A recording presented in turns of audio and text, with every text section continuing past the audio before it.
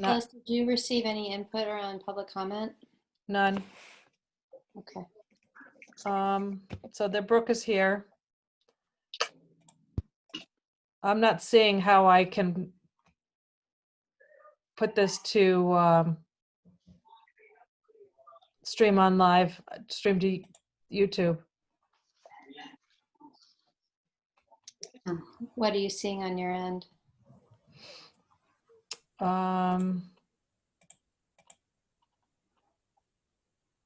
Breakout rooms, reactions, pause, stop recording, security, participants, chat. I'm not seeing an option either that you would typically see. It says it's recording. Yeah, but I need to. It's recording, but it's not live. Right. Randy, let me put it to you and see if you see something different than I do. Hold on.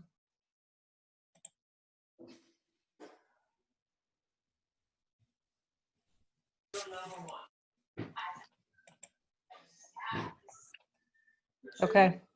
Yeah, I can see that.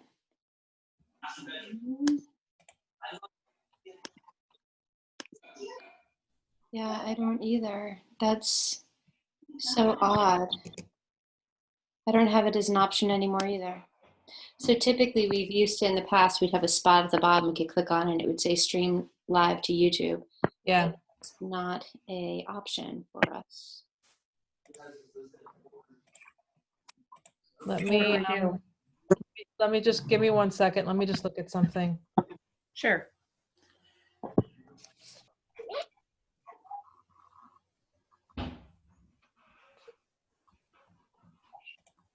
I wonder if what's happened to our account? That's what I'm wondering too. Herb, in the last TNG meeting,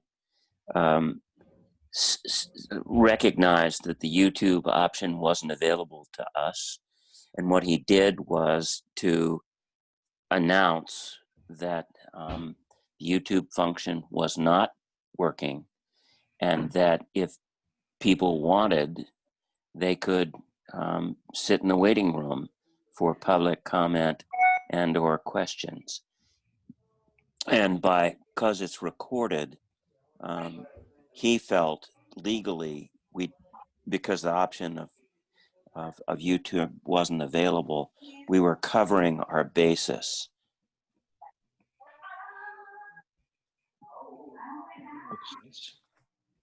So frustrating. I agree.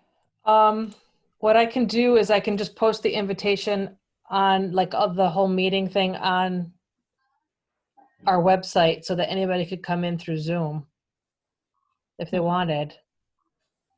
And I could do that on YouTube as well. Okay, I guess. I mean, the other thing is I wasn't even able to make somebody a co-host. So Randy, you're the host now. Okay. That's weird. Yeah. I'll make a note to look at it tomorrow. Thank you. There must be something going on with the system. That is exactly what you did with the TNG. You posted on the BRSU website. You also posted on a YouTube piece, and I don't know how you do that.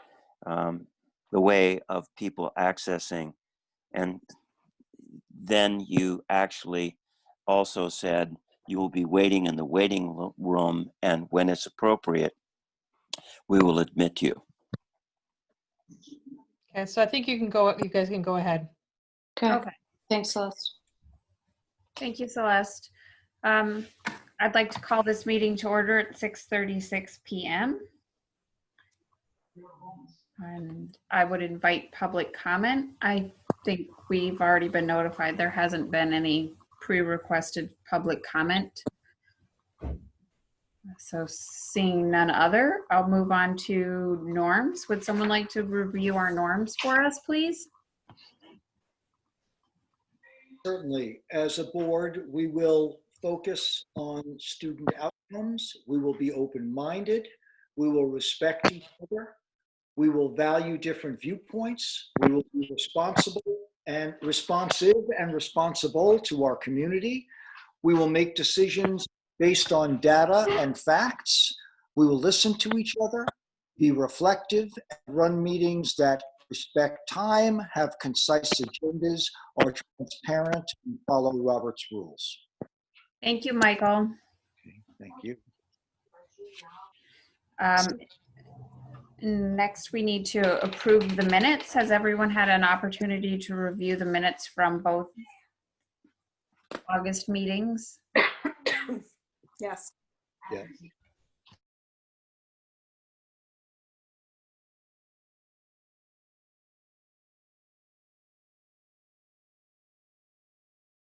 Corey? Okay, Second. thank you, Michael. Any discussion? Okay, seeing none, I will go through everyone. Michael, Aye. Corey, Aye. Diane, Yes. Scott.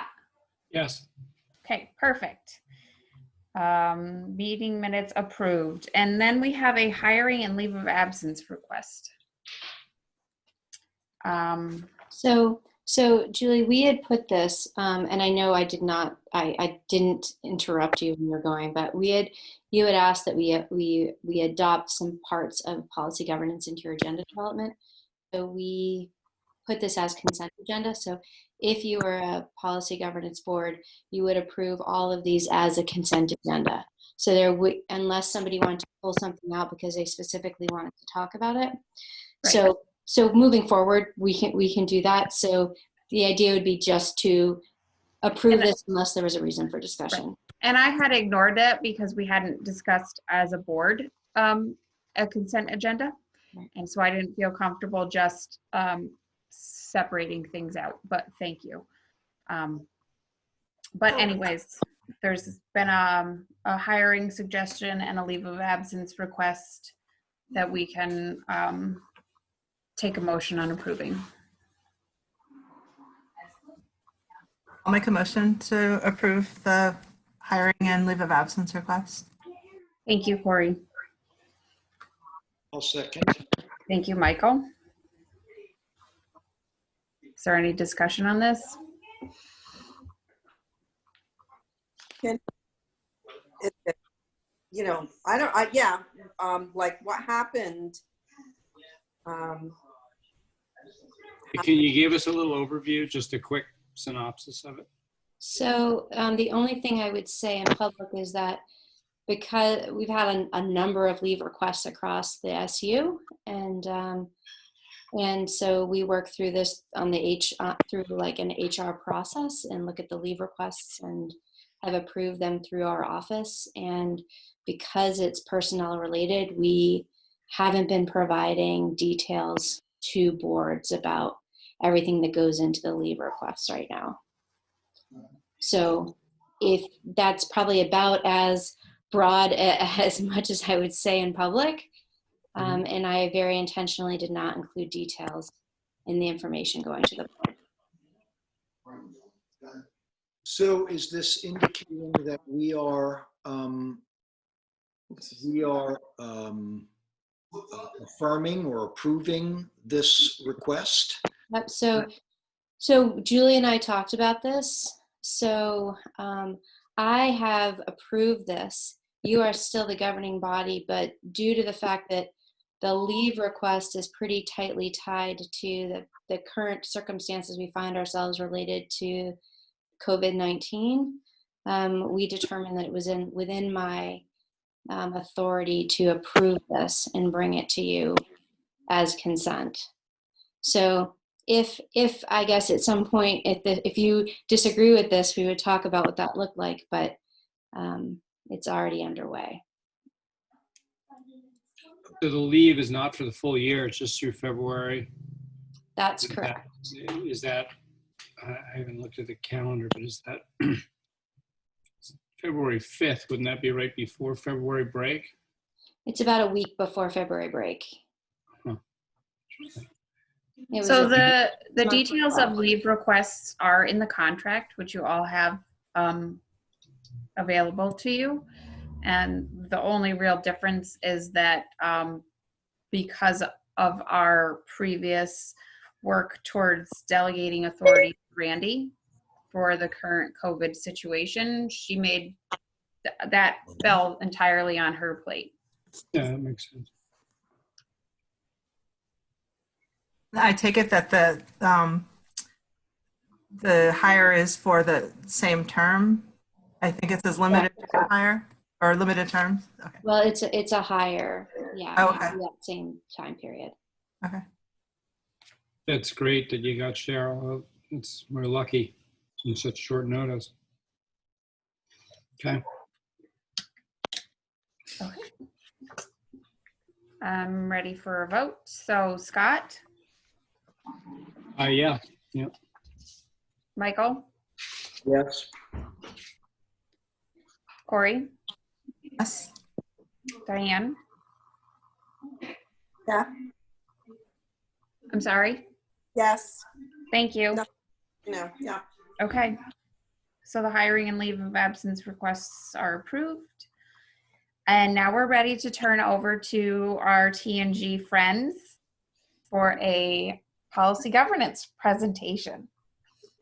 So I'll just introduce just so that we all are, you understand what I communicated to the Taconic and Green Board.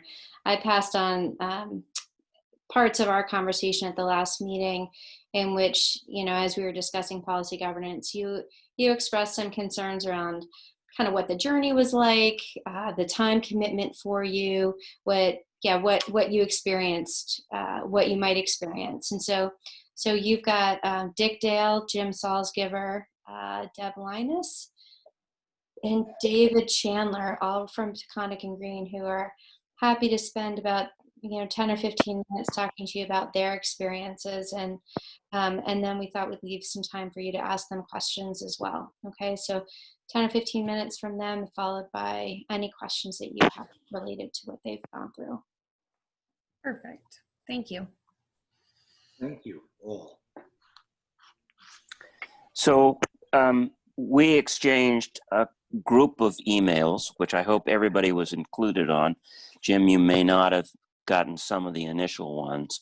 Herb wanted to come tonight, but he had a conflicting board meeting, so he could not come. And one of the things that we wanted to emphasize is that the movement towards policy governance is a journey, and we're not done yet in the evolution of our journey. The commitment to deal with the journey is to refocus primarily around the issues of policy and let the details of the running of the schools be left to the superintendent. Once the superintendent has agreed on an interpretation of policies that basically were divided into three categories. First category are state mandated policies. Second category is those policies that have been traditionally a part of the way that your district or or school in this particular case has run itself. We call them local policies, and not procedures, but real policies that help to define the culture and the underlying relationship. And the last area are those policies that are not mandated by the state or the federal government, but are certainly important to the vital running of the school. For example, definitions of budgetary concerns, definitions, for example, of what the role of the board is in reaching out to the public. The final thing I'll say, and then be quiet, which is highly unusual for me, is that we're spending a lot of energy trying to develop a broad, inclusive, community-based, tested ends policy, which really does drive all of the rest of the policies. And after getting approval, it's an evolving sort of thing from our constituencies, interrupted seriously by the COVID crisis, because the week after schools were suspended was exactly the first series of community outreach that was designed to create an ends policy.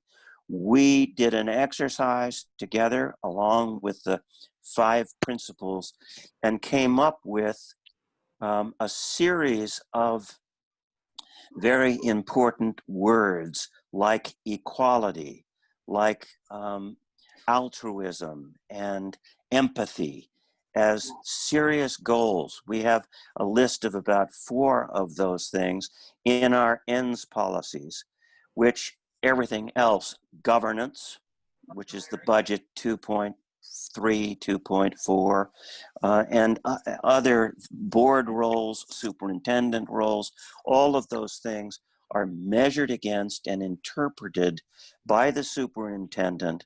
And if we, the board, accept it, then we go forward.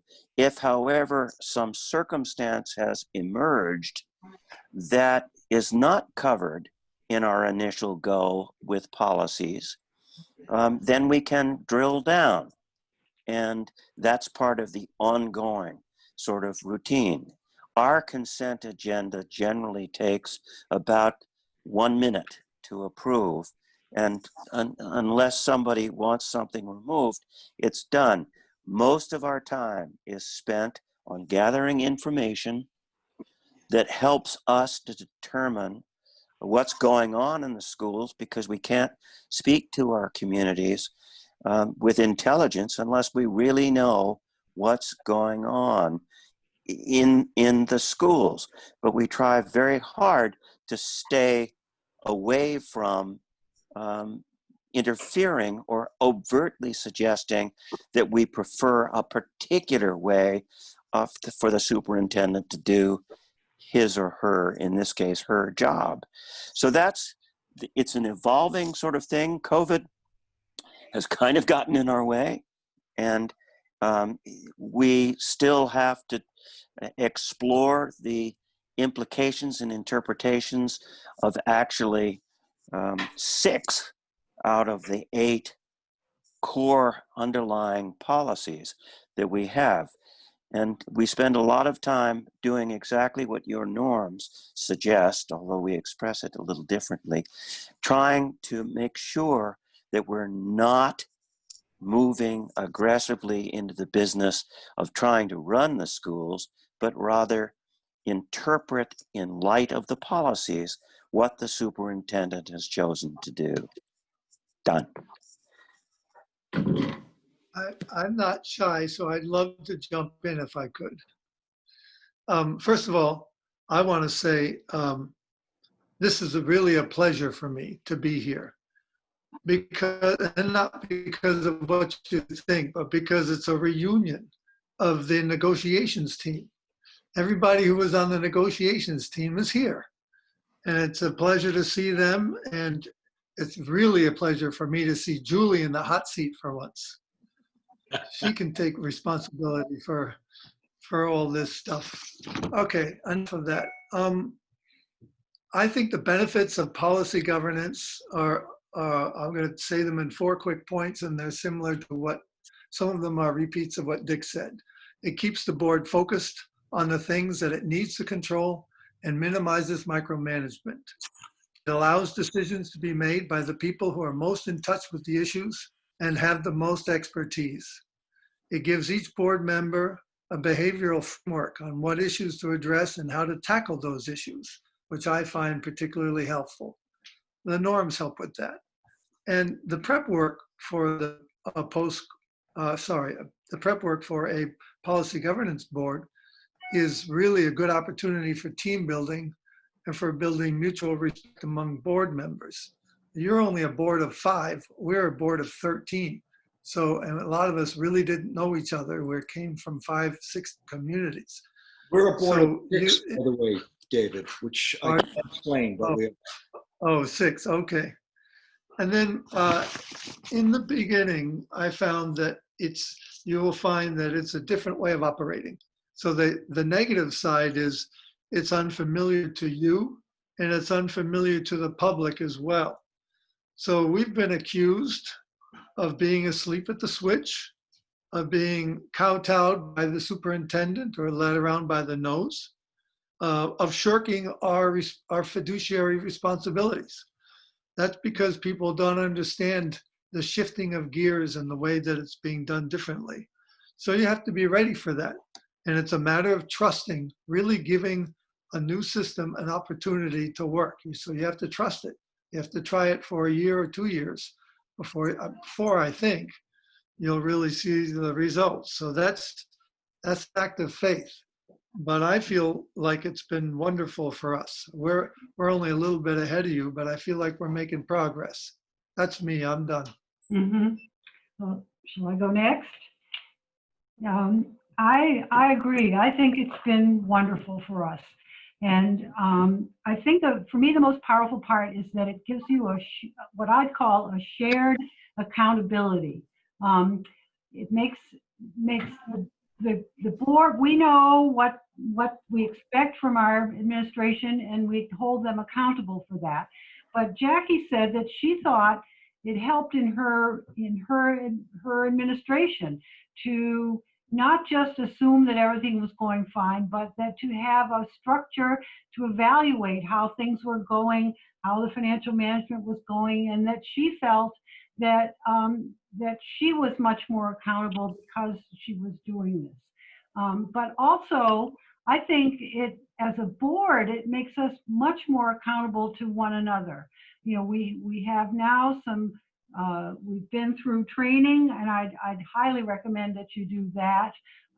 Val Gardner from VSBA came, and she came several times, and we role played and we read things together, and we did a lot of that stuff together, which as David said, sort of built our team, but also put us all on the same footing. And also we all read the Gardner book. I'll warn you ahead of time, it's very dry. He says the same thing over and over again, but it's still worth reading to have a good foundation in what the basics of the policy governance are, because you really want to stick to it. You don't want to just sort of take it a little bit of it and wing it after that. So I think it has been a journey for us. I think it's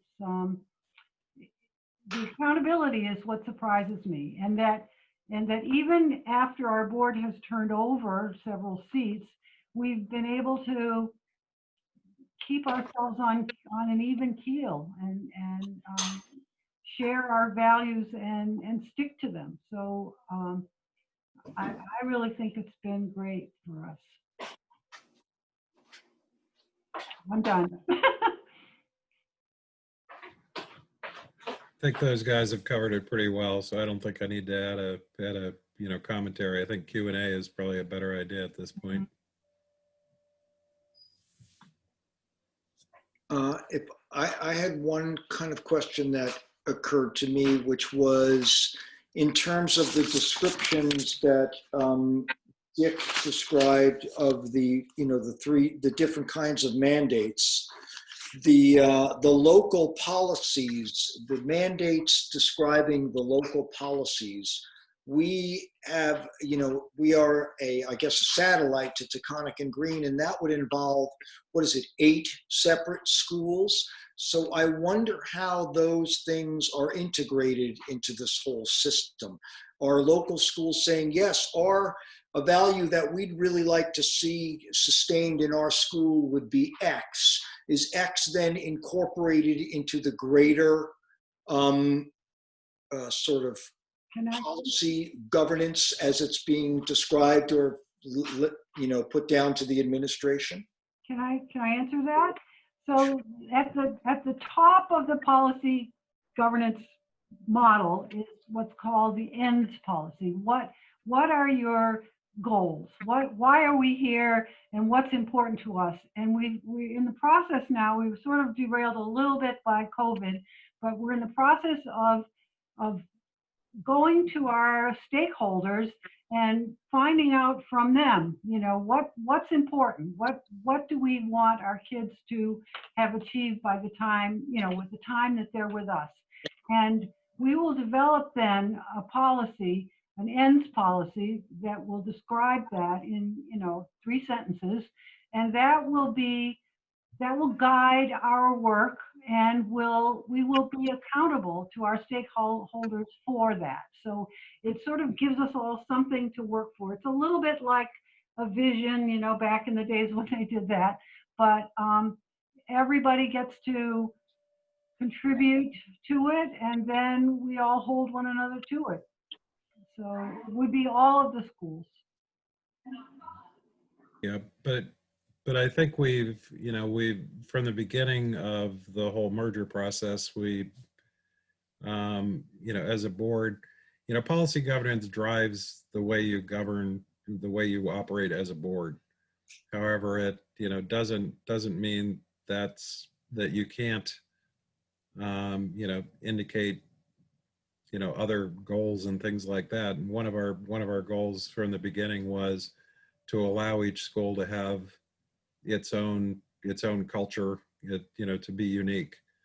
And I think that as a board, though, we don't try to drive that, but we communicate to the superintendent that that's our goal, and that she can work with the principals in the way she sees fit to allow them to develop their own culture within each school and what makes those schools unique. So that's where, we sort of delegate that responsibility to the superintendent, and then, our view is we can at any point look to have, some sort of reporting on how that's going. In our case, equity was an issue that occupied a tremendous amount of our time, precisely because we want to preserve the stuff that communities have created within the fabric of their community. At the same time, if something is really working well at one school, we, in terms of a definition of equity, want to make sure that every one of the 5 schools has an opportunity to avail themselves of that beneficial, not necessarily exactly the same, beneficial result. And so when I was talking about local differences within the framework of the schools, that was really what I was suggesting. We don't mandate at all what an individual principal is gonna do in order to manage his PTO or his particular long-term traditions. We spent a lot of time in the first couple of months trying to decide whether or not the traditional Floodbrook Thanksgiving celebration should be allowed. And we ultimately concluded that it was because it was a long-term tradition, something that the people allowed and provided for in order to preserve equity. Other schools should have the same opportunity to express those kinds of celebrations as a school and as a community by themselves, and that we should support all of those kinds of activities from the perspective of the broader principle of equity. So I almost was going to ask if it was okay if I asked like a multi-part question, but as David so kindly pointed out, you're in my house now. So my multi-pronged question. So I guess I was most looking forward to some information from you all about time and work when it comes to policy governance. So I'm wondering about the timeline of starting as a brand new board as P&G and then switching to policy governance, what that time frame was, and also how much time and work you spent prepping for and at meetings in the beginning of your journey, and then where you are right now? Well, I think we probably took about a year to sort of test the water. So Val came and we did role playing and all of that. Probably maybe half an hour at the end of a meeting, but not every meeting, maybe 3 or 4 times in the year we did that. And at the end of the year, we decided to go forward, but then we had to adopt policies and keep going. So it takes a long time, but there's no hurry. You could do it at a pace. Because we were Taconic and Green, and we were basically creating a unified school structure, what we had to do first, in the year before we officially became Taconic and Green, was to develop a series of universal, total Taconic and Green policies. Val criticized most of those policies as, for example, busing policies, as being procedural and properly in policy government, belonging to the superintendent to determine. The policy with respect to transportation is that we would A, pay for it within reason, B, try and make sure that every person who needed to be transported got access to that transportation. The details, which were for every single school fairly detailed with respect to who was going to ride each bus, when monitors were going to, those all were eliminated as procedures. So for us, we found that the conversion to policy governance took very little time.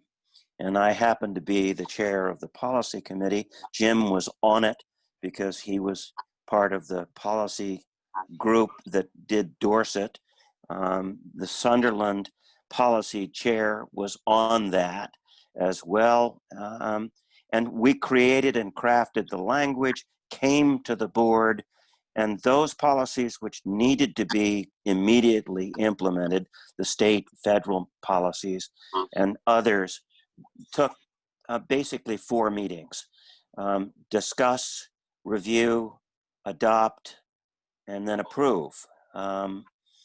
The balance of our time got seriously conflicted as we began to deal with the issue of kindergarten, pre-K, excuse me. And that's where we didn't have policies. There were none. State didn't have any. There was no basic funding. And we probably spent 4 or 5 meetings trying to determine what our policy was going to be, and had a great deal of difficulty trying to state a policy rather than dictate to the superintendent how it would work. So that issue took a long time. I'll jump in real quick.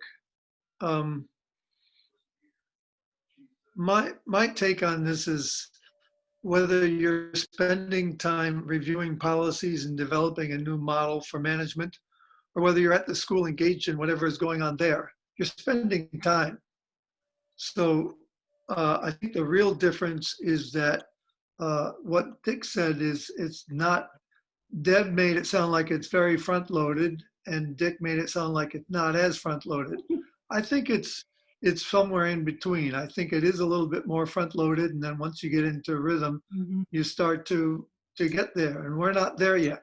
So we're still working through issues. So that takes time, but it's more a different kind of approach. You're still spending, I wouldn't say I'm spending a whole lot more time than I did before.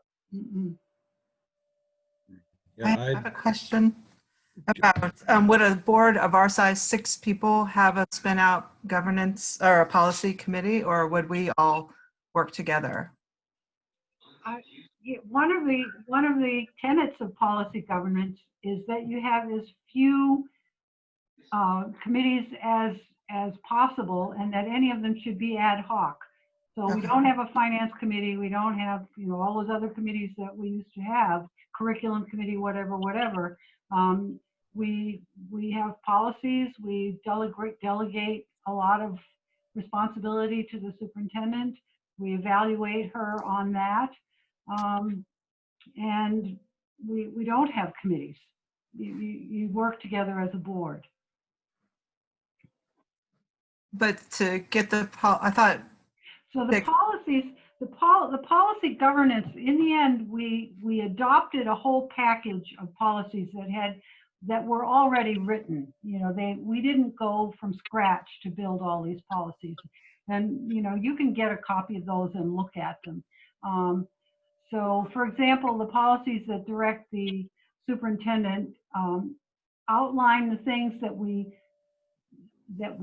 don't want her to do. We don't, there's a whole list of things that are forbidden, but beyond that, she can do what she has to get the job done. And most of the things that are forbidden are illegal anyway. So, so you're judging based on what she accomplishes, but also on that she doesn't transgress, that she doesn't do these things that are forbidden. But those are already written. And we made few changes to them. We pretty much adopted the whole package. And the Mettawee board has already seen all of those. Oh. They've worked with all Yeah. those policies and their work with Val. I think from a time commitment standpoint, honestly, for most school board members, the amount of time spent isn't necessarily drastically different, because you're doing slightly different work. So on the policy side, instead of doing the standard old policy work that we did, we're working on the policy governance structure, spending time that we would have spent on other policies anyway. One place where it does differ a little bit, I think it's important to note that I think it does put a little bit more of a burden on the board chair.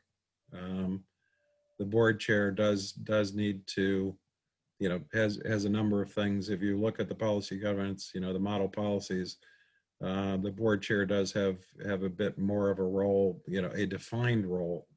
In reality, maybe the board chair would have done those things in the old model as well, but it actually defines what the board chair is supposed to be doing in a little bit more detailed way. And I think it is a little bit more of a committee in the board chair.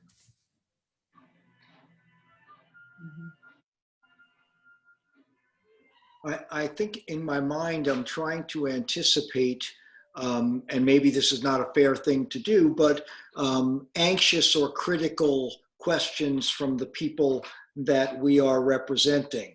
And I guess someone earlier, maybe when David was talking about, accusations, for example, of avoiding fiduciary responsibility, I can see how this thing could work very well. And I thought that transportation policy example was a really clear one about the difference between busing as being procedural and the policy being, we as a board decide that we will, our community will pay for it and will assure that everybody has access. I guess what makes me kind of personally uncomfortable is if I hear complaints of, well, there is a loss of local control, and regardless of my personal feeling about that, I don't know really how do you, what would the counter argument be, I guess is. Well, I think some people, I guess that's it depends on how you view a school board job.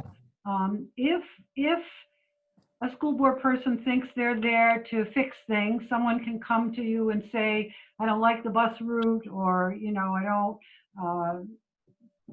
all kinds of complaints that parents have, that they come to you and expect you to fix that. That's not policy governance. We would say to them, oh, please see the superintendent, or talk to the teacher, or whatever, and we stay out of all of that stuff. So sometimes parents get upset because they want us to fix something. We don't do that. I think part of the response is what the board should be doing is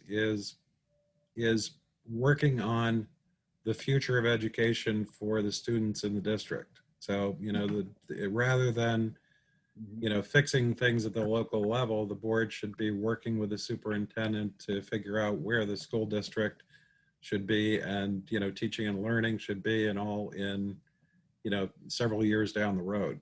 And that honestly, you know, in my mind, that's one of the main reasons to go with policy governance, is it pushes the board in the direction of actually setting a tone and setting a direction for the school district over time, versus it's really easy as a board to keep yourself busy with a lot of detail work, but that's not really what the board should be doing. I understand what you're saying, and I wasn't referring necessarily to that kind of parental minutia, but more of the functioning structurally, for example, of doing the budget. And I would imagine from a practical standpoint, there really wouldn't be that much of a critical difference between our impact or control, you know, prior to this and what it would be with the use of this. This would just, from what my understanding, help us to streamline our objectives. The budgetary issue is an important one because by law, budgets are approved and passed on to the public for its approval by the Board of Education. We spend most of our time questioning what's going on. Ultimately, even under the old non-policy governance way, essentially the Board of Education does not have a line item veto at all. You either approve the bottom line and pass it on to the public for their approval, or you don't. And we very quickly came to the determination that if we have an ends policy that says equity is terribly important, and we have a pretty complicated definition based on some very sophisticated thinking with respect to equity. If that's important, if in the budget we don't see that important principle surfacing, then we're going to keep asking questions until we're pretty assured that the principle of equity has been thought about by the superintendent. And as we go forward into this unique year with incredible budget, monetary, just financial shortfalls, that principle of equity and what's fair and what can be left out is a question that we're not going to tell the superintendent what to say. We're going to listen very carefully as to what the superintendent, and under the principle of governance, you can ask large numbers of questions that dig down to that principle, and I'll call it equity in this particular case. Bottom line, we only approve the bottom line. And then we have to go out and we have to politically convince our constituents that we have caused the superintendent to develop a plan for the next year and even beyond that is sustainable, rational, reasonable, and worth every tax dollar you're going to pay.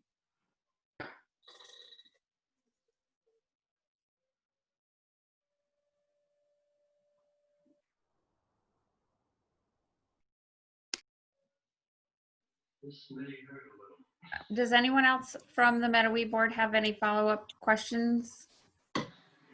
I don't know if I have a question. I would like to hear maybe something about how Taconic and Green, how you have tried to educate the community about policy, and have you had to address, or how do you address transparency? I guess those would be two things I'm thinking about.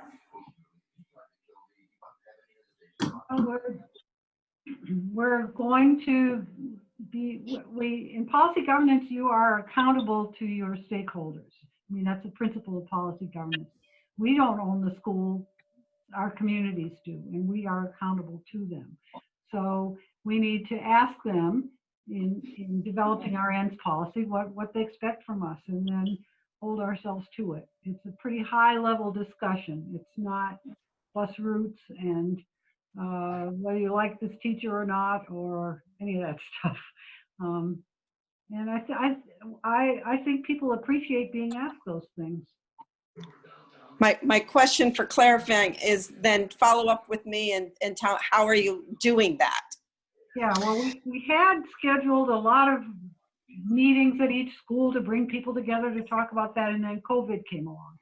So now we're trying to think of how else we can engage the community when we can't have meetings. So that's on our agenda right now. We're working on that. The one thing that we are spending a lot of time doing is any person who makes a comment during a meeting, we respond to that by focusing on policy governance and make sure that the details are left to the superintendent.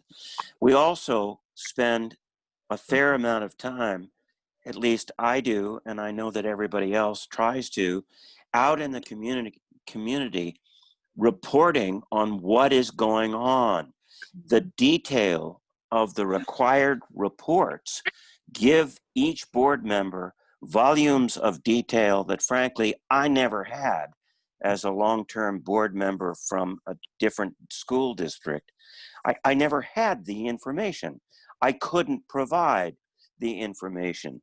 Randy spent a considerable amount of time telling us in detail all of the details of what she planned to do given situation X, Y, Z. So we knew what her plan was and therefore could go out into the community and reference both the blogs, reference her emails and letters, reference our local principals' communication with the parents, because we already had awareness of what those were. And so we're spending a lot of time making sure that if anybody out there has a question about what's happening, we know the answer. That's just great. I do think, Diane, that you've asked the key question, because over the year or two, in my mind, the most important job that we as board members do under policy governance is community engagement. Mm-hmm. And I love hearing what both Deb and Dick had to say, because it makes it sound like we're doing a good job. But I feel like that has been the area of our weakest performance, and especially in my own mind of what I've been doing. I've been doing other things, but I do think that is the key, and that is the most important value added that we can provide as a board member to the whole process. Thank you. I would add that both of your boards are right now in very similar discussions. So as Deb discussed, she and I have been working with another small group of Taconic and Green board members on looking at the community engagement plan that was developed last spring and reviewing it and considering, okay, so now where are we and how do we approach this now that we are in a very different situation? And we've had our first meeting. We have another meeting, I think, next week, right, Deb? Yeah. So we're in the middle of those conversations. And as you know, Mettawee Board, we have a community engagement discussion on your agenda this evening. So your both boards are actively involved in discussions in development of an action plan, a work plan around engaging your communities, which is interesting, you know. So to be honest, policy governance or not, all of you are recognizing that this is an important part of your work right now. Mm-hmm.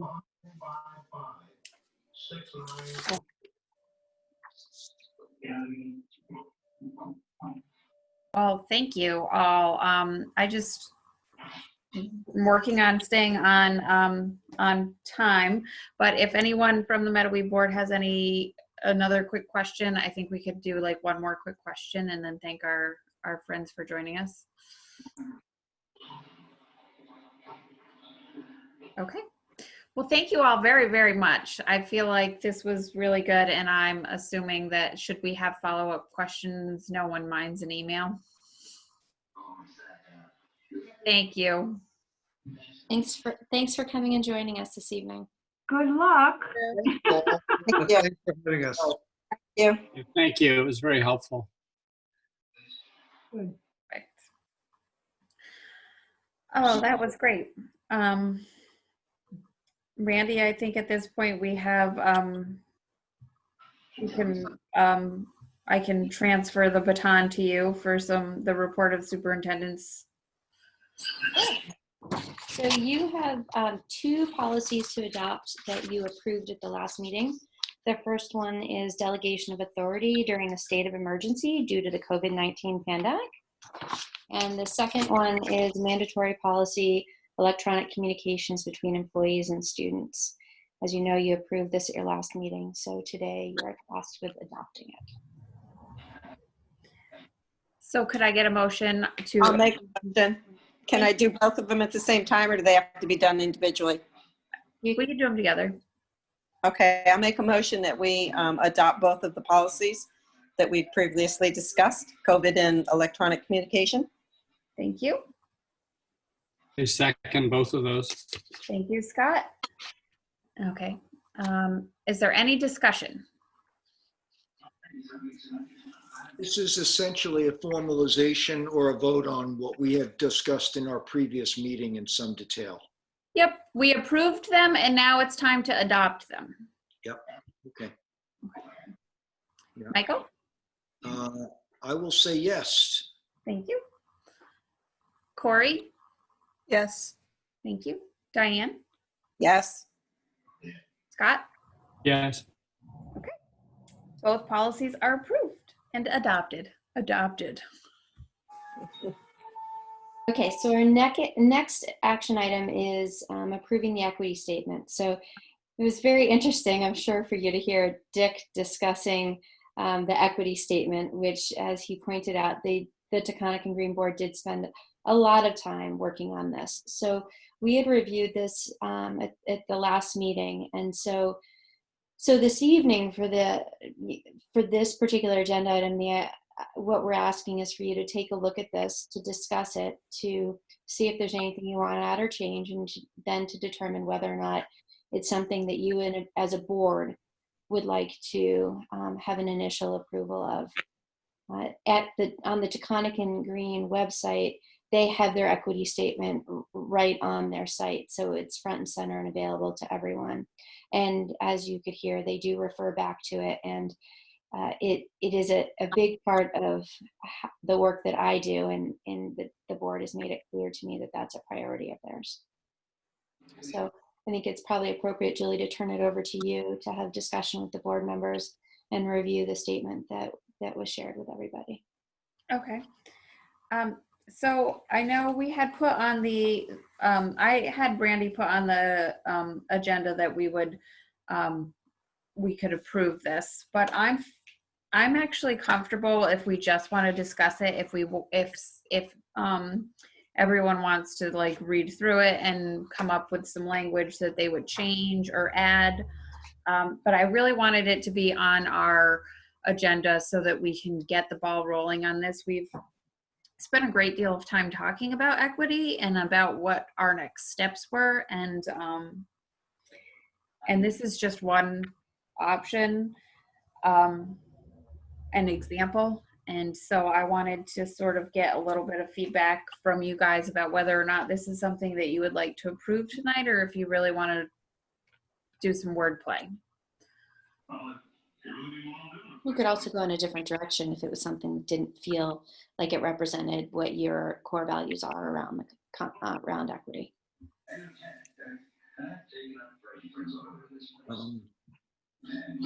I read this thing over, and it seemed to me that, in very general and yet very concrete terms, it does a very good job of describing things. And particularly the sentence down at the bottom where equity goes beyond formal equity, where all students are treated the same, achieving equity may require an unequal distribution of resources and services. I thought that was an extremely realistic, truthful, and potentially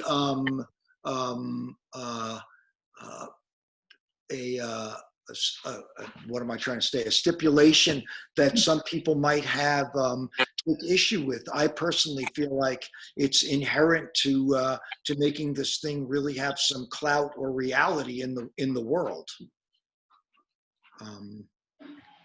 Yeah, I remember last time, Julie, you said that gave you goosebumps, and I really am happy that that's there. I feel like it does reflect our priorities and our sort of approach.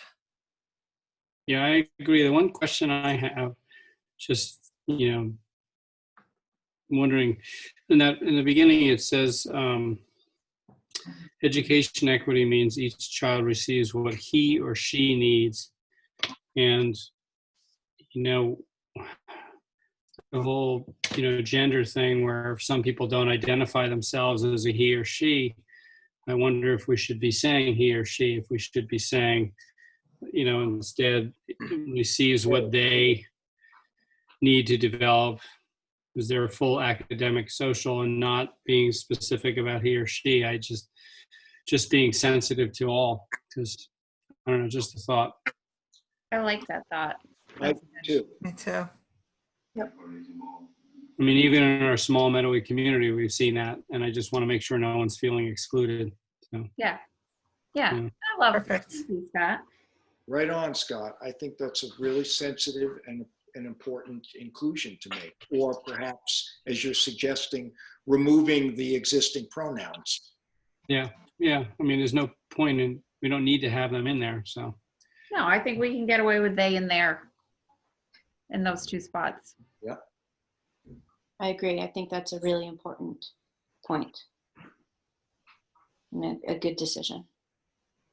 And I do, Michael, I loved that last line. I just feel like it's the only way, it's the only teeth that we can put to it is, and it may upset people, but if you want to make an omelet, you have to smash some eggs. Yes. I do think that this is an area in which we find ourselves having some tension, right? Because you find yourself really talking about what equity is, which is different than equality. And equal does not mean equitable. And in some of, even already this year, I found myself engaged in a number of conversations related to that particular distinction. And, the difference between, well, it's not equitable if students aren't in school the same days. Well, actually it is equitable if they're not necessarily in schools. It's not equal, but if it's done right, it's very equitable. And that's a big kind of point of discussion to unpack and talk through. That is different than the way we may have looked at educational practices in the past. It's like I can continually educating people about the actual definition and not just having a blanket statement that doesn't really have meaning or teeth, like Julia is saying. who came up with that last part of that sentence? Who wrote that? I can't tell you. I do not remember who came up with it. As the TNG board members talked about, we went through many iterations and did a lot. It really is a powerful sentence.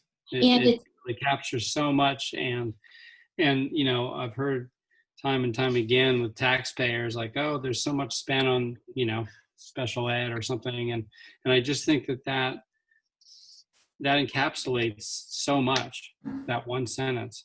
I think it's really good. And if we jump back to the previous conversation, when a board adopts a definition like this and talks about it regularly, it sends such a clear message to the superintendent about values and about priorities for the board. And I want to follow up on what was discussed earlier around the budget development. You know, if let's say this was something that you as a board had communicated, this is a priority to us, and as we look long term, we expect this to be a long-term priority for you, then when you get the budget, a very reasonable and appropriate question is, tell me the ways in which you've incorporated additional equitable practices into this budget, right? And for me to be able to say to you, okay, well, let me share with you what we've done. This wasn't in here before, or this was, or we had to make some decisions here, but we feel like this shift in budgeting is more equitable for this reason, right? So that's how we work together under a policy governance model, for me to work with you to understand what is it that your stakeholders want, how are you operating, and what is it that you're asking for of me as a leader, and then our future planning aligns with what your stakeholders have communicated to you that they want, how you've assimilated that, and how we've communicated, and then you see that play out in budget development. So it's a really interesting process that in many ways is actually far richer than what we've typically done, because everything is heading in the same direction. So I just wanted to kind of draw that connection for you from our previous conversation. And I would like to clarify one thing. I know, I mean, what I said previously about like smashing eggs and omelets and all that, I really believe that the majority of our community is all right with this. Like I've seen some pretty amazing things happening in Pollitt around some peaceful protests, and I felt like our turnout from both Pollitt and Rupert when we had the movie viewing, I Am From Here, was really pretty positive, and I was happy and kind of surprised at the number of people that felt like this was an important thing to engage on. So I'm not, I don't feel like I am, and I don't feel like we are pushing our own agenda on this. I think that we've got some good community backing on making this happen. I think there probably will be some naysayers, because there always are. Change is uncomfortable and disturbing.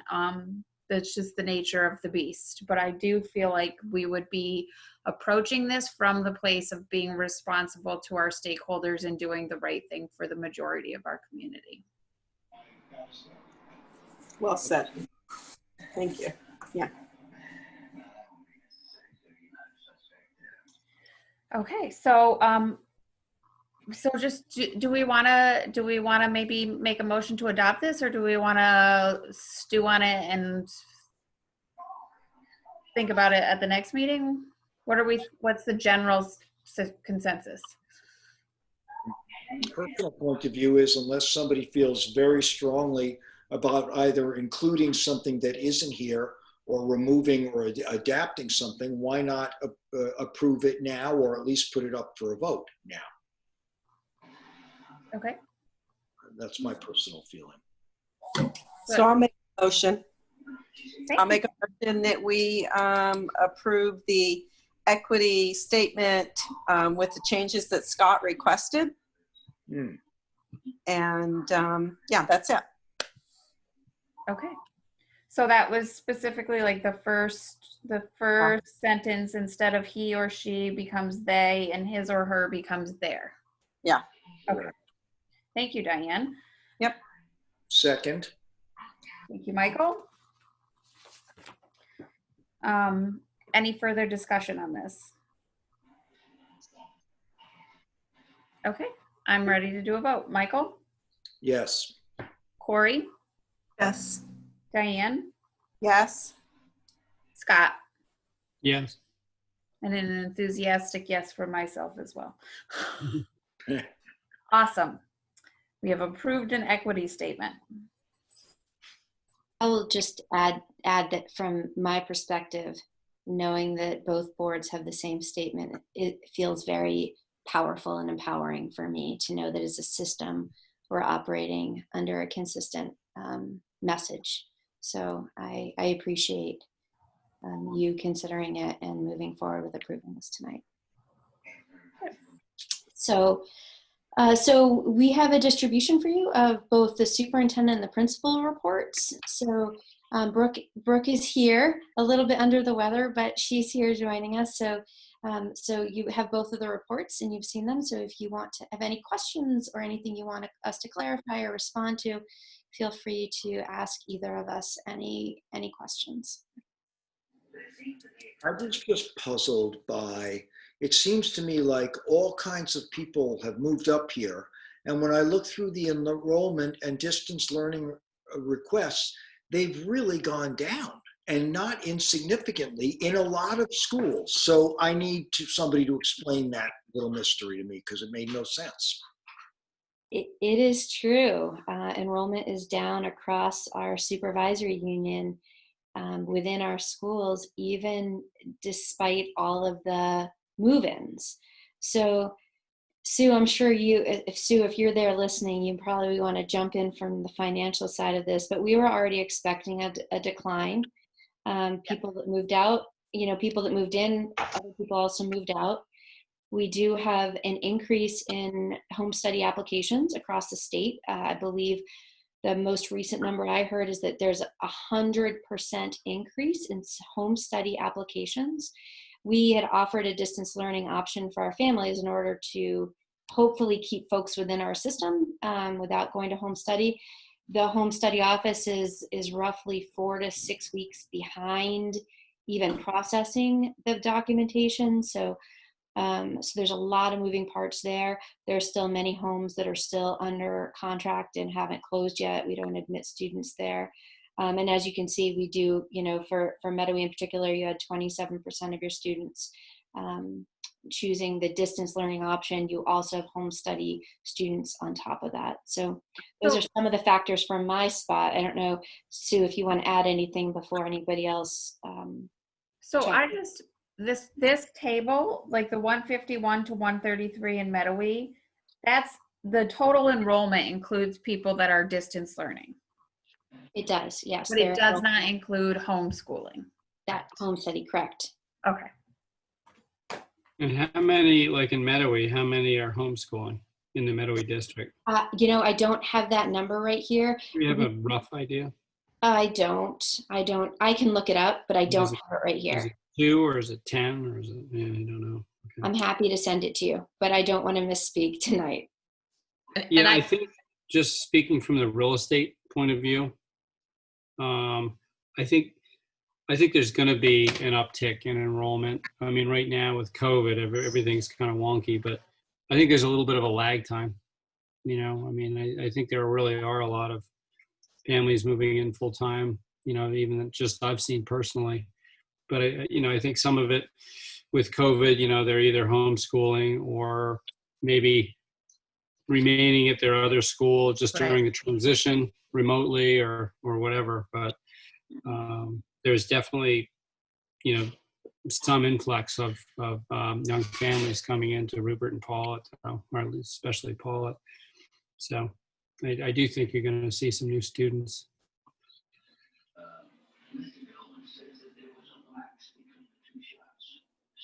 Were you going to say something? No, Randy covered it. I think I was just going to say about the home study that I don't think we're going to know that real number for a little while. I think it's going to take a little while for that to play out. So even what we have now is not going to probably be the final number. But I think you're totally right, Scott, that this will play out and we will know better. Maybe not the end of this year, but perhaps next year. What true enrollment's going to be after all is said and done. Yeah, there's a lot of second homes turning into primary homes and a lot of people moving up and The last update I looked at, Scott, system-wide was about approximately 60 students applying for home study. Wow. But I haven't looked at the most recent one this year. That's more than it's more than And what was it in the past, like half that or something, or? That I don't know. I think even less than half that. I mean, Celeste would know the true number, but I don't recall us having that many home study kids. So that might be throwing the numbers off a bit. Is it, if you added in, absolutely, 40 more students, that's a lot percentage wise, you know, so.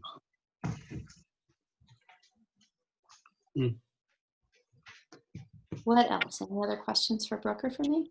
I just wanted to say one thing. I didn't put it in my report, but I wanted you to know that Denise Fisher received a Parent Educator Award, which is actually in the Vermont News Guide, like mentioned to her this week. And Laura Agajanian received the BRSU Award. And I just wanted to make sure we acknowledge those. And then Karen Stomsky, 25 years of service. So those are 3 awards. Awesome. Did see that in the news guide today. That was very exciting. You got good peoples. Yeah. Okay. Okay. So, so the next item is that we have actually the next 2 are 2 distributions for you. So the financial management questionnaire, which is just for your review. There's no action or discussion. If you have any specific questions, you can ask Sue, but typically it's distributed. The BRSU board is the board that needs to actually take action on that. And then just distributed the work plan updated for you. And that's the end of my part. Excellent. But we did want to talk about community engagement, as we talked about earlier. Right. So I was thinking that since at our most recent meeting we set a goal for community engagement, that really what we would do, what I would like to do tonight is just to sort of formulate like a schedule of how we want to approach this, because it's I mean, I think we have unlimited potential for ideas. We're all, you know, clever and crafty people. But I sort of wanted to just take the first step of, rather than just throwing everything at a wall and seeing what sticks, is just to try to come up with some sort of a schedule of a plan, like when we want to work on what, and how we want to put this goal into our work plan for the year. Does that make sense to everyone, what my goal is in that? So I'm thinking, do I hear you, like, I would like it to be a part of every meeting? Is that something? Yeah, and what do we want to work on and when? I would like to work and every meeting, spend some time on this, and where do we want to start? Like, do we want to start with coming up with a list of questions that we want to ask? Do we want to start with coming up with scenarios in which we can ask our questions? Like, where do we want to start? So, I don't know. For me, we definitely need to work on those questions. We need to know how we're going to distribute those questions. What different forms are they going to take? Are they going to be surveys? Is it going to be a mailing? Is it going to be meetings? You know, however,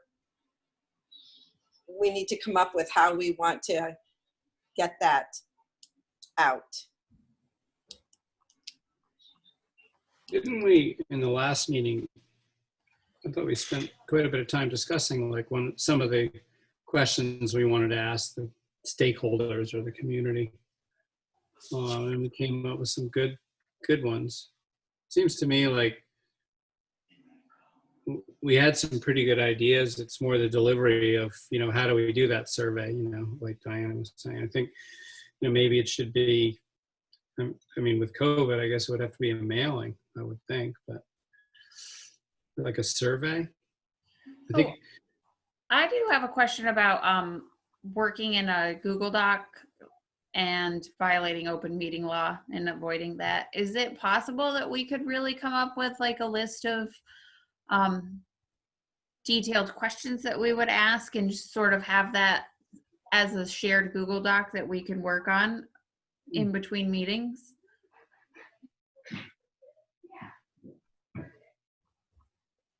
Is that something that would be a violation of an open meeting law? Well, that's sort of my question to Randy. I don't know. If Yeah, so I'm trying to think through it. If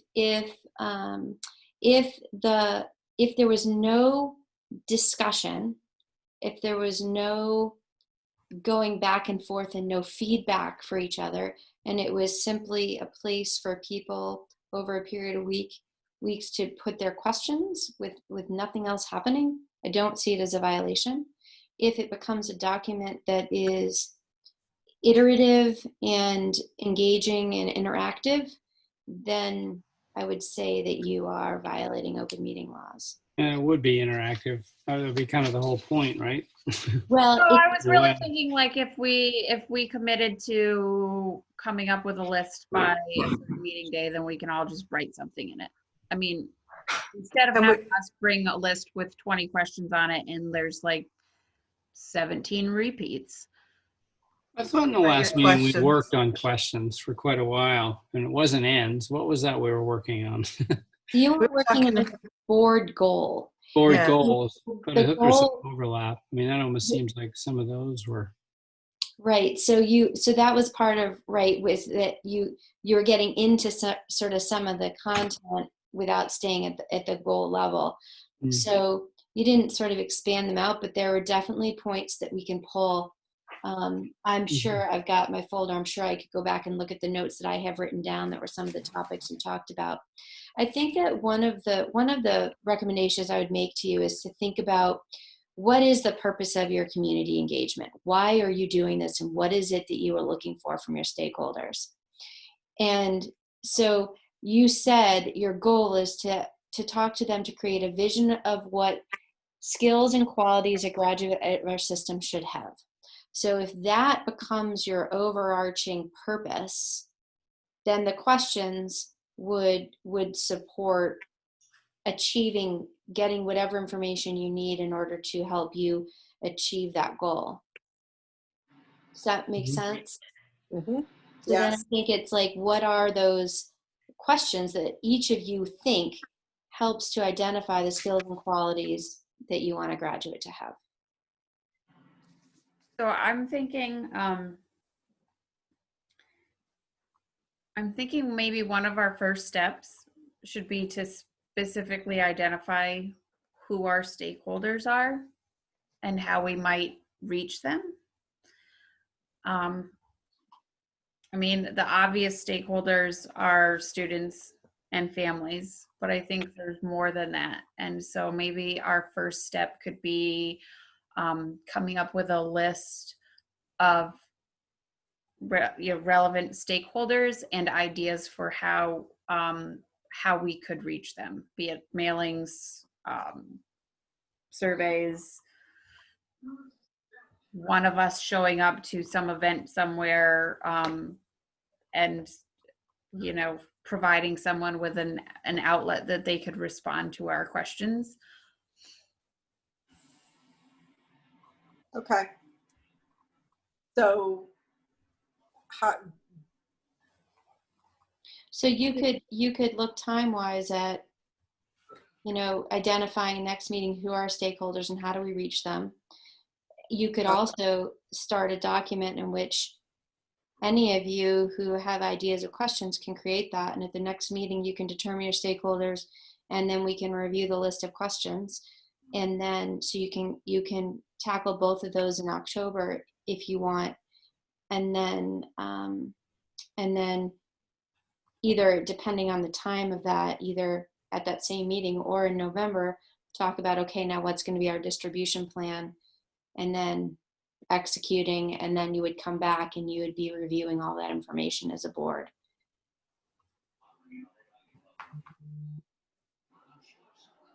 I did not get all of that down. I'm just saying.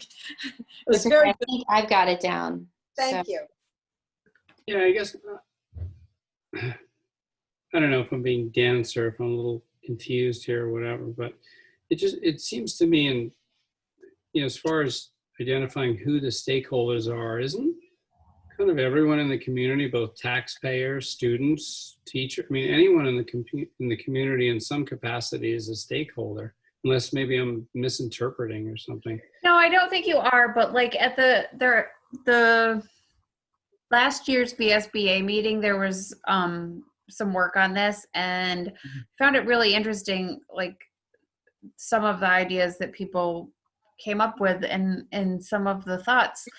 And like one thing, I mean, you're a business owner in town, Scott, and if you had to choose, like if you had to think about hiring someone and what qualities you would look for with them, if you put your business owner hat on and answered those questions, I think you might have different answers than you would when you have your dad hat on. Okay. And All so right. I think it's important to have a distinction with who you're asking and what what their intention of those questions being answered, like where that's coming from. And also, I think you would want to say, to get a sort of data analysis of like how many business owners, how many did we reach? So if you only reach 10%, is that good enough? You want to make sure that you're reaching all of your stakeholders in enough, with enough success that you can say, yes, we have heard from business owners in the community. But if only 2 people respond as business owners, then that wasn't very successful. Yeah. And you want to reach the people that you don't necessarily always hear from too, right? You want to be very intentional about reaching out to everybody in your community and you really considering, I think you've talked about some options, and I think as you get to the next meeting, thinking about the many different ways in which you can seek input, but going to folks in their terms, on their turf, versus asking people to come to you will also likely lead to potentially more responses. A stakeholder could also be a consumer, someone needing services done, in the community, and they're looking to have, they're looking to have their house sold in my case, or they're looking to have work done on their house, or looking to get, as your example, Julie, many times correct change when they go into the store. So, a consumer is a stakeholder too, and it kind of goes in a circle. Everyone, so it's tricky to, I think, determine who would fill out or answer those questions, unless you do different categories and do different mailings. Is that part of what we're saying, or?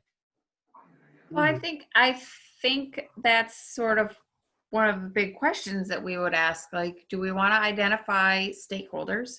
And then do we want to identify categories of questions that we would specifically ask them? Or do we want to just identify questions that we're asking everybody across the board? And then do we want to, and then are we just differentiating how we reach out to different people? I think that's kind of an idea. I'm guessing, I'm thinking, my interpretation of what Randy was saying was that, like, at our next meeting, we would have had time to work on a Google document where we are not exchanging ideas with each other. We are literally just writing out our list of potential stakeholders that we've thought of. And then at our next meeting, we would be able to discuss those. And then maybe we would also, at the same time, have a separate Google document that comes up with a list of questions. And then at our next meeting, we can decide if we want to whittle that questionnaire down in one way, or if we want to whittle it down for this category of stakeholders get these, and then this category of stakeholders get these. That would be something that we could discuss at our next meeting. And then in November, we would be able to sort of finalize that list of questions and work on a distribution plan. And then I was even kind of, I can see it looks like we've got some issue that I've missed. I apologize for this. I do not believe you're meeting on January 8th and January 11th. So one of those isn't correct. But my thought was, seeking stakeholder input December, January, and then in February being able to aggregate that information and look at your vision statement.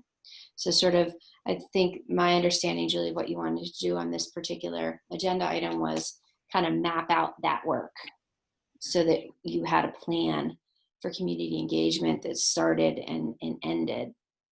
with the steps to take to accomplish that.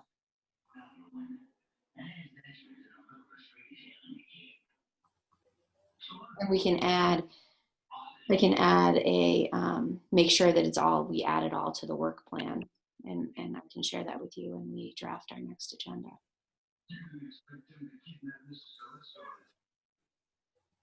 I just want to make sure that we leave here today with an idea of what we're looking at for our next meeting, and that everyone is comfortable and understands what at least the October meeting is going to for sure look like. And then we'll see a work plan at our October meeting that reflects the other, like the downstream things that we talked about, and then we can adjust that as needed.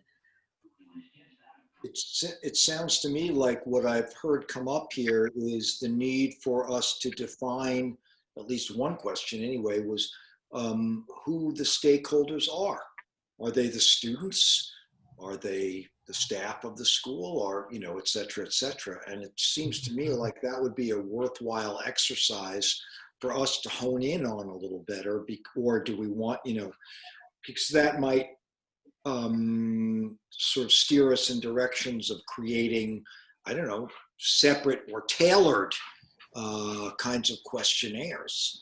Or do we want to, you know, I don't know, I'm just thinking out loud here, but it seems to me like the primary, or at least the initial question to answer is, who are we asking? Are these people who are the taxpayers only? Or as Scott was sort of indicating, do we try to extend that? Would we want to put that into some kind of a news publication as a more public question? I mean, you know, it's really I have a thought, because, you know, as Corey said, you want to gather as much data as you can. And as you said, Julie, you want it to be answered by each stakeholder in whatever way they could contribute the most information. So if you did a questionnaire eventually when we mail it out or whatever we do, and, you know, you have it go to each household, and, you know, maybe you say you can answer this however you think would be most valuable as a dad, as a student, as a business owner. And you're getting input that way from every property owner or every family, you know, in a property, you know, and you're getting kind of a collective response in however they think that they can weigh in their opinion the best. Just a thought. I don't know. I was just as listening to you, Scott, say that, it made me go back again to what you said, a vision of what skills and qualities a graduate of our system would have. Mm-hmm. And the thought that came to my mind was potentially that answer varies just based on who you are. Yeah. Right. Mm-hmm. And so if you're a business owner, you might value skills. If you're a farmer, you might value different skills. If you are a metal worker or a teacher, right, or a parent, you sort of think from who you are, and that's informed by everything about you. Yeah.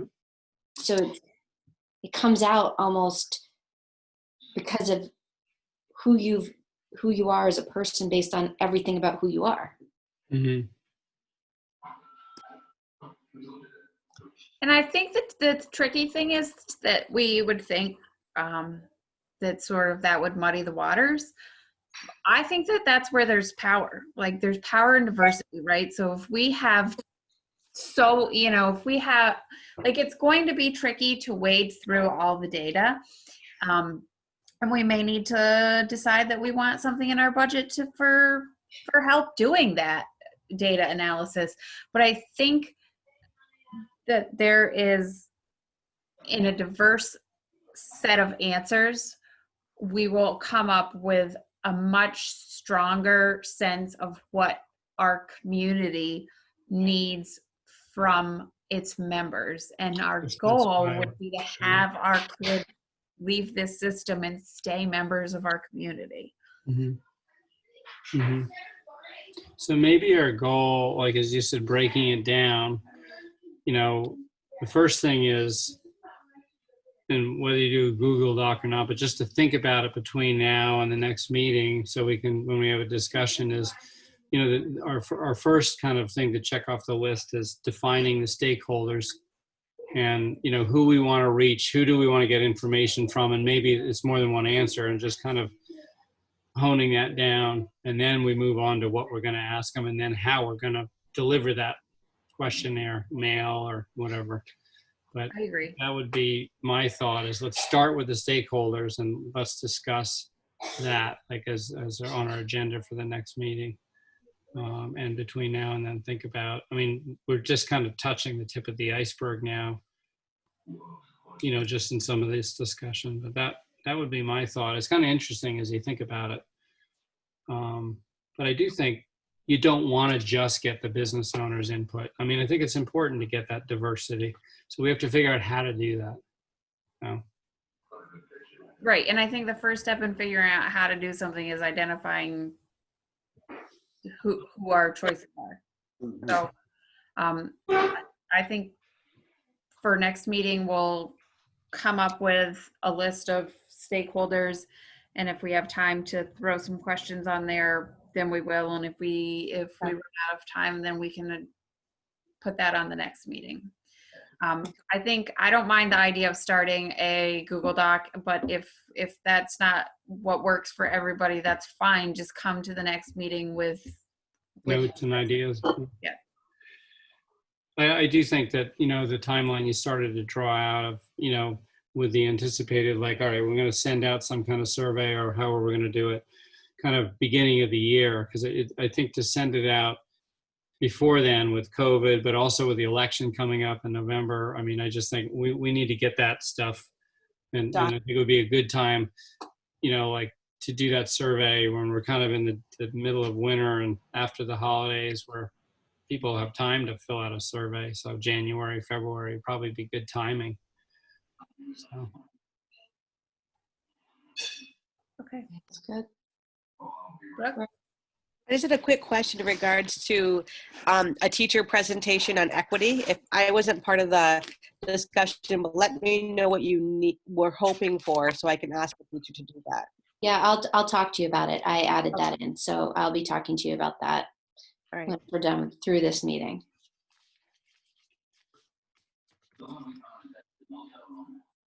I'm comfortable with our next steps plan for now. If everyone, I like the idea of having sort of a schedule, but I also understand that this needs to be sort of a fluid schedule, just to make it so we're not having 10 o'clock meetings.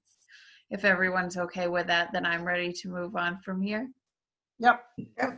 I am. I just think it would be really useful if we could all come to the next meeting bringing some concrete ideas to the table that we can really. Right. So I think we'll have, I'd like to start a Google Doc, and then we won't be chatting on it. It will just be a list of stakeholders. And if you don't want to, if you're not comfortable with Google Docs, or if you just don't wanna, then you'll just come to the meeting with your ideas already ready. Or you could email Julie, and you can email them to them. Yeah. Right. And So they would, yeah. Then they would all live in the same place, like for the meeting, because that way it would help us actually work out more. I agree. Thank you, Corey. If we establish, Julie, a date by which people could have the Google Doc filled out or emailed, either way, right? Then we can include that in the board packet as a starting point. So everyone will have an opportunity to see it before the meeting. We can certainly add to it, but at least it gives people a chance to see what each other had shared and thought of. Right. So our next meeting is the 12th. It is, right? It's Columbus Day, but we're all right with that. Yeah. Well, it's Indigenous Peoples Day. I'm sorry. My phone didn't get the most recent information. It's not a Vermont holiday. It's not a Vermont phone. No. Yes, that's the date that I have as well. So if we had everything by the 5th, then you and I usually would meet the 6th or the 7th, so we could discuss it and make sure to have everything to Celeste. Yeah, I agree. Okay.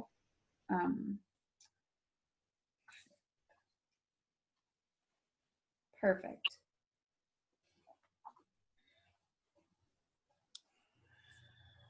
For October 12th, 6:30, Zoom meeting, right?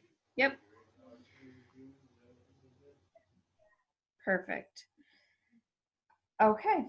So, board updates? Anything? Okay. Our next meeting, this agenda says the 2nd, but it's the 12th. Right, she must have a typo in there. Sorry about that. October 12th at 6:30, and it's via Zoom. We could spend a couple minutes on board self-evaluation. So a level of engagement of all board members. How you feeling, Michael? Level of engagement of all board members. Yeah, I feel like we have a pretty cohesive board. Do I have to look through that questionnaire down there? Because I'm not there at the moment. I think it's high or low, or how you feeling? Hi. Perfect. How do you feel, Corey? I think, yes, hi for those who are in attendance. Everybody seemed to weigh in pretty well. Diane? Yes, I agree. I think everybody that was here present contributed, so. Do it, come on. Me? It's Oh, I've been trying. Oh, where is the thing? How do you feel, Scott? I'm clapping, can't you see? Ooh. Oh, cool. I thought everyone contributed at some point, everyone, reaction. yeah, had great contribution, so. I agree. I think it was a good meeting. I feel like we're all excited and engaged with our guests, and I think that was great. I think our agenda was followed pretty well. I feel like we're doing very well with time. Is everyone else feeling good? Yes. Yeah. Yes, and I think, Julie, you are very sensitive to allowing a discussion to unfold and at the same time, okay, we have, we're revisiting points that have already been made, so let's move on to the next thing. So bravo to that. Thank you. The Tom Ashbrook of school board meetings. For On Point fans. Oh. Obviously, we linked this to our board plan. We worked on our board plan.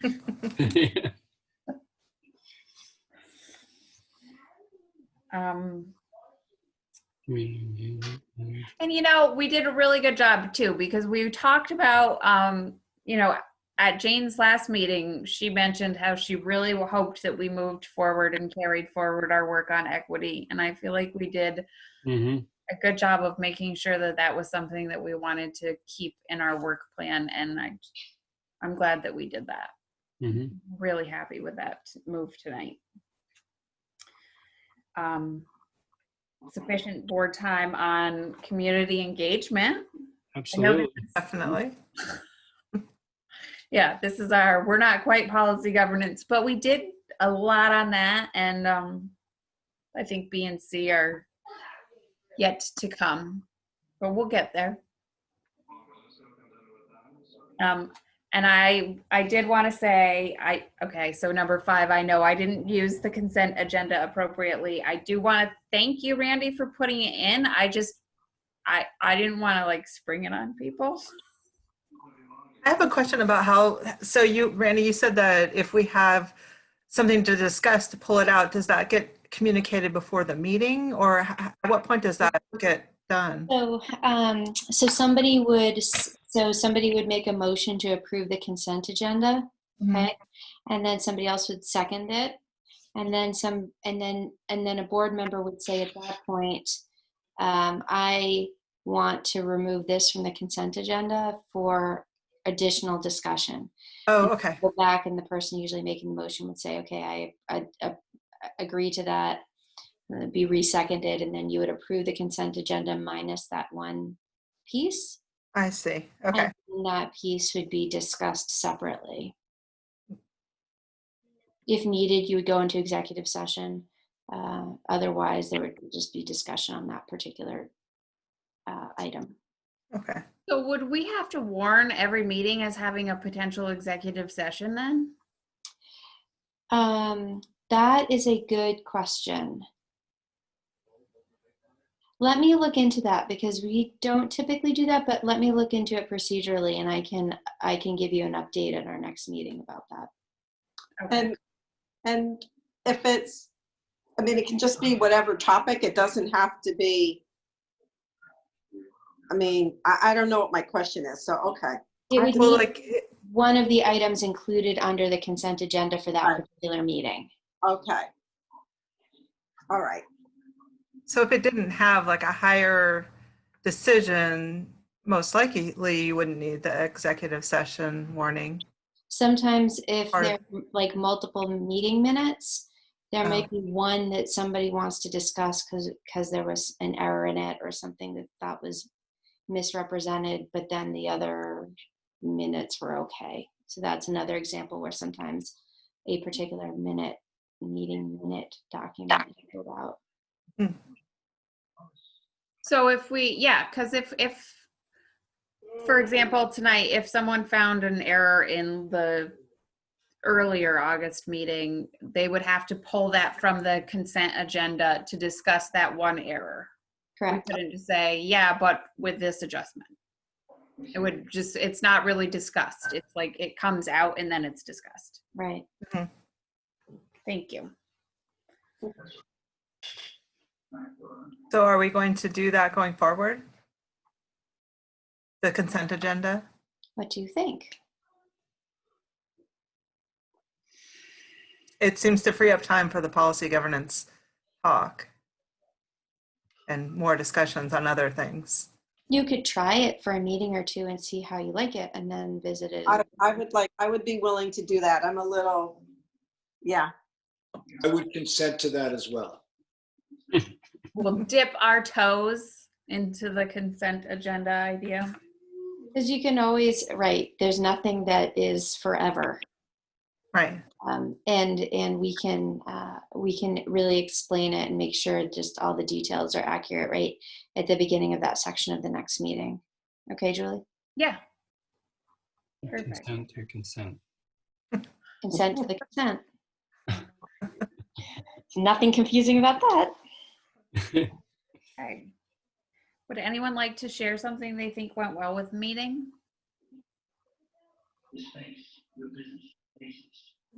I think that we listen well to each other and take in information and kind of assimilate it and then come back with thoughts. So I think that that's important, to be able to listen and then continue a discussion. And Yeah, I was just going to say the exact same thing, just the give and take in the way everyone kind of contributes and everyone listens. It's really a nice, I just like the way our board works. I also thought having the folks from T&G speak to us about their experience was really a useful thing for me personally. I felt like they were very articulate and clear about what works for them, and that was helpful for me because a lot of this policy governance stuff is really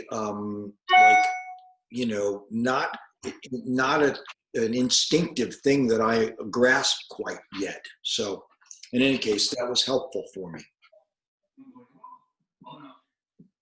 I would like to say that I think we also do a good job of giving each other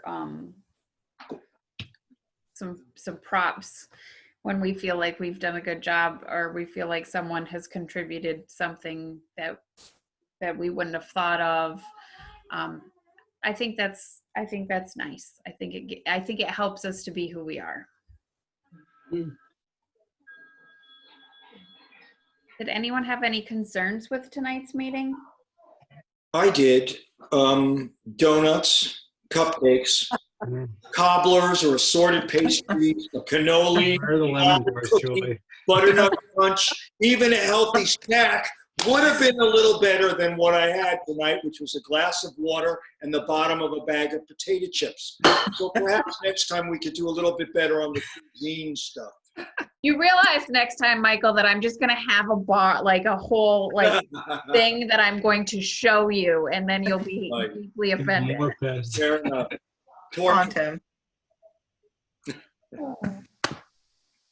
Well, and that told us how we can improve our meetings too. So I feel like we're good with this. There we go.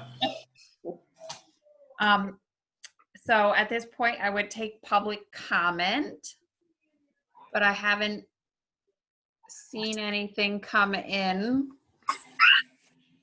the chat, or I'm gonna just real quick just check like my email in case there was something randomly that came in on that, and I see nothing. So I'm going to say we can adjourn this meeting at 8:18 p.m. Thank you. Excellent. So